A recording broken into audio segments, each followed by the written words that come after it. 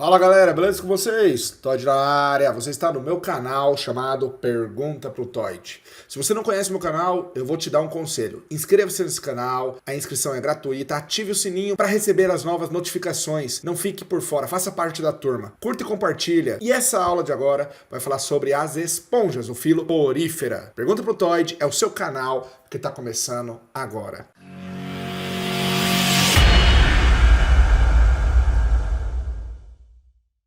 Bom, galera, para quem não sabe, poríferos, eles são chamados também de esponjas ou espongiários, ok? São animais invertebrados, aquáticos, fixos em um substrato. A palavra fixa pode ser substituída por sessile, ou seja, aquáticos e fixos. O nome desse grupo ele se deve por conta da presença de poros no corpo todo, aonde adentra a água. Poríferos pertencem ao filo porífera, na verdade, e possuem as mais variadas formas, tamanhos e cores, ok? Na verdade, ele se apresenta como um padrão corporal básico, na forma de vaso, tubo ou barril. Então, pessoal, em relação à embriologia, as esponjas são ablásticas. Nem existe essa palavra, mas é só para dizer que ela não é nem diblástica nem triblástica. Ela não apresenta folhetos embrionários, nem ectoderme, nem endoderme, nem mesoderme.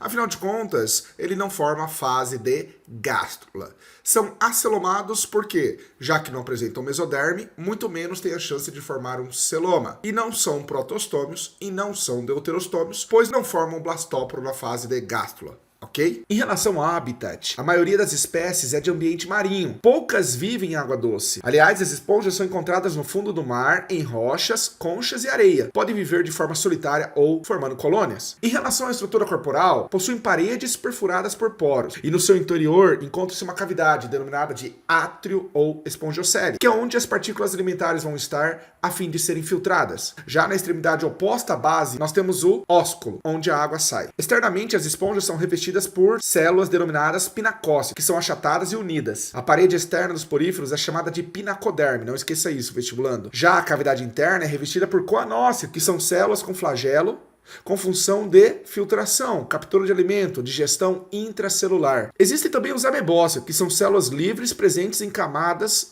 entre pinacócitos e coanócitos, que ficam se movimentando, graças a movimentos ameboides, no mesênquima. Ah, pessoal... E o esqueleto das esponjas, hein? Composto por espículas, que são pequenos espinhos que podem ser de sílica ou de calcário. Espículas silicosas, espículas calcárias. Todavia, ainda existem esponjas mais macias, que apresentam uma fibra orgânica, proteica, semelhante a colágeno, denominada de espongina. As esponjas são parazoários, não apresentando tecidos verdadeiros. Uma vez que não há tecido verdadeiro, não apresenta sistema algum, nem digestório, nem respiratório, nem circulatório, nem excretor, nem nervoso, nem reprodutor. Agora, o fato de não ter sistemas não vai significar que eles não podem usufruir de difusão, ou mesmo reproduzir. Por exemplo, a respiração ocorre por difusão. Por exemplo, a circulação se dá pelo movimento da água. Por exemplo, a reprodução, apesar de não ter testículo e ovário, ocorre em formação de gametas ou células sexuais. Bom, em relação aos tipos de esponjas ou estruturas corporais, existem 3 tipos: ascon, saicon, leucon.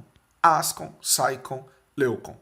Esponja ascon são as mais simples. Apresentam uma forma semelhante a um cilindro oco com uma abertura superior, o ósculo. A água entra pelo poro, cai no átrio, onde as partículas são filtradas e sai pela abertura maior chamada ósculo.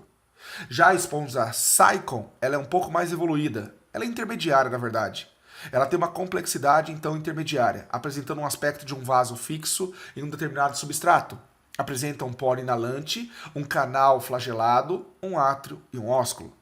Agora, a esponja leucon é a mais complexa, cheia de dobramentos. O seu átrio é reduzido e a parede corporal apresenta um sistema de canais e câmaras flageladas. Quanto à classificação, apresenta como critério o tipo de sustentação, o esqueleto de sustentação. Por exemplo, a classe Hexactinellida é um grupo de esponja que apresenta predominantemente espícula de sílica. Pode ser do tipo saicon ou leucon. Já a classe calcária agrupa as esponjas com espículas calcárias, podendo ser de tipos como ascon, saicon e leucon. Agora, a classe mais macia é a classe Demospongiae. Esqueleto de espongina, macia. Espongina, ela é análoga ao colágeno. tá? Então, nós encontramos isso em esponjas do tipo Leucon. Em relação às curiosidades acerca da esponja, acredita-se que existam mais de 10 mil espécies de esponjas no mundo. Antes da criação dessa esponja sintética que você utiliza para tomar banho, as esponjas naturais eram poríferos, usadas para o banho. E alguns tipos de substâncias produzidas pelos poríferos podem ser usadas para a fabricação de antibióticos, muito interessante. A sobrevivência das esponjas depende do movimento de água em seu interior. Por exemplo, uma esponja com 10 centímetros de altura e 1 centímetro de diâmetro chega a movimentar mais de 20 litros de água por dia.